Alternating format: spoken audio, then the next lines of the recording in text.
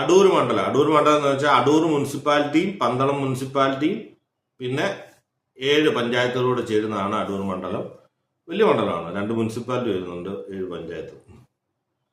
അടൂർ മണ്ഡലത്തിൽ UDF 57,422 vote കിട്ടിയപ്പോൾ LDF 54,162 vote. തുല്യശക്തികൾ 54,000, 57,000, 3,000 വോട്ടിന്റെ വ്യത്യാസമേ ഉള്ളൂ. NDAക്ക് 30,000 വോട്ടുണ്ട് അടൂര്. കാരണം തിരുവനന്തപുരം ജില്ല ആലോചിച്ച് തിരുവനന്തപുരത്ത് നല്ല വോട്ടുണ്ടായിരുന്നു. പത്തനംതിട്ടയിലും നല്ല സ്ട്രോങ് ഹോൾഡ് ഉള്ളതാണ് BJP. അപ്പം മറ്റുള്ള സ്വതന്ത്രം എല്ലാം കൂടി ഒരു 10,000 വോട്ടോളം പിടിച്ചിട്ടുണ്ട്. മെമ്പർമാർ നോക്കുവാണെങ്കിൽ UDF 84 മെമ്പർമാരുണ്ട്, LDF 68, NDAക്ക് 34 ഉണ്ട്, സ്വതന്ത്രമായിട്ട് 5 പേരുണ്ട്. അപ്പം എൻ്റെ ഒരു അനാലിസിസ് UDF കൂടുതൽ വോട്ടുണ്ട്, പഞ്ചായത്ത് തെരഞ്ഞെടുപ്പിൽ കൂടുതൽ മെമ്പർമാരുണ്ട്.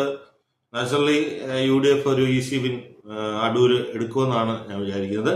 LDF വോട്ട് നല്ലൊരു കുറവ് വരും ഭരണവിരുദ്ധതയുള്ളതുകൊണ്ട്.